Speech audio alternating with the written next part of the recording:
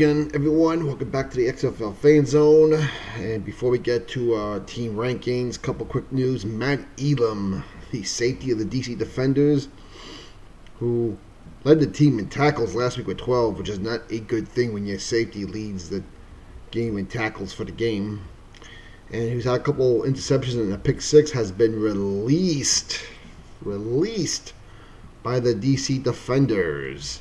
Interesting, as Josh Jenkins, a cornerback, was activated from the Team 9 list. So here's one big story. And of course, the other big story of the week is quarterback Eric Dungy, former Syracuse quarterback here in New York, has been activated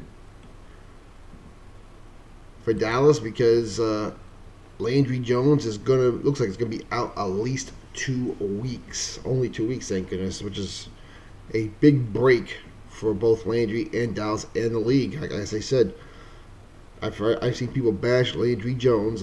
He's the same guy as he was in Pittsburgh. Well, you know what? He still had success with Pittsburgh, but you like it or not. And if you think becoming a quarterback in the NFL is easy, well, then you go try it. In fact, less than 1% of the college athletes make it to the NFL, which tells you how difficult it is, let alone a quarterback. Yes, he's had a rough 3 weeks, but he missed all the training camp. And despite the fact he missed all the training camp, he still got him the first 2 wins and almost got him an upset win over the Roughnecks. So, say what you want about him. Look at the whole picture. The man got hurt on his very first play in his very first practice, was out the entire month, and tried to come back and play with pretty much no training camp, or very little training camp. Alright, so let's get to our team rankings. Number 8, I got the DC Defenders. Yes, I know they're 2-2, but boy, have they looked awful the last 2 weeks on the road, losing to back-to-back winless teams, and not only losing, getting crushed. They have been outscored.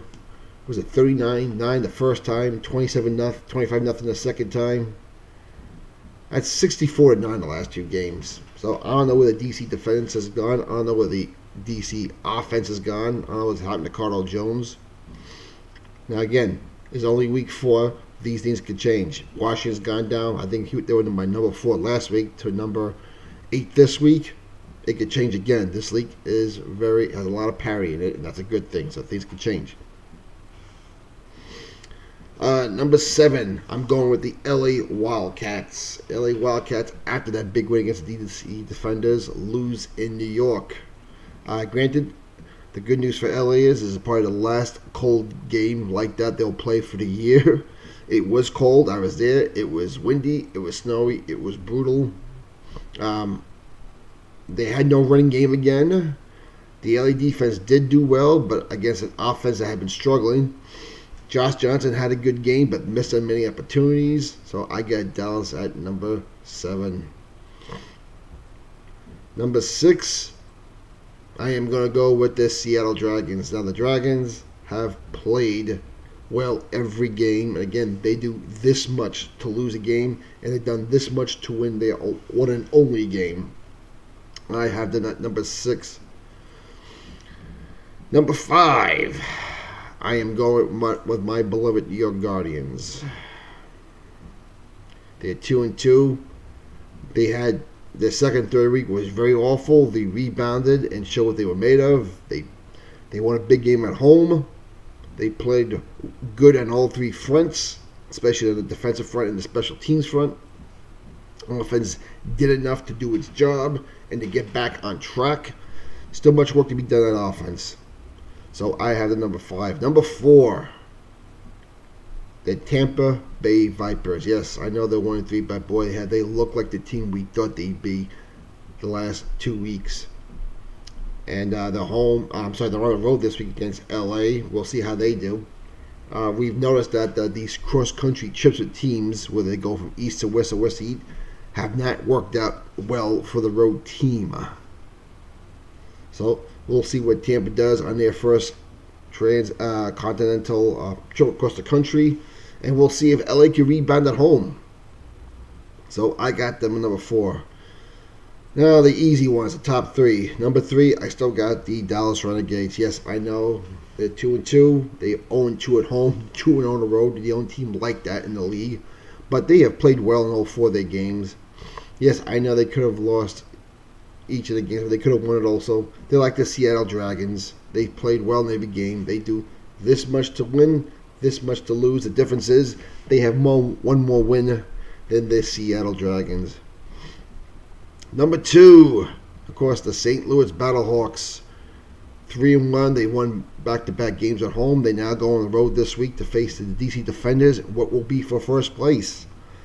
If St. Louis wins, they have the tiebreaker and the overall best record in the division.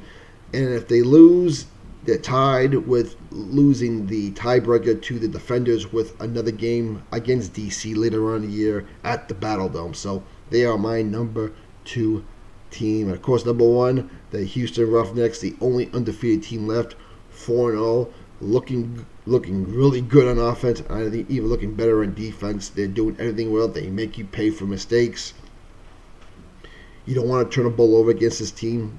They had the most turnovers, I think, in the league. They also got the most quarterback sacks, back-to-back goal line stands, back-to-back big interceptions. They're doing it all right now. They're doing everything right. They are executing better than any other team. That is why they're 4-0. So they are your top 8 rankings. Of course, this is my honest opinion. There's no magic calculated formula I lose. It's just me watching the games twice a week on DVR and sometimes going to a game and making my opinion. So let me know what you think. Again, this is only week 4. We're halfway through the season already this weekend. In a 10-week season, the good thing about this league, every game is huge, and that's what makes this such an exciting league. We'll talk to you later, everyone, and enjoy the rest of the week.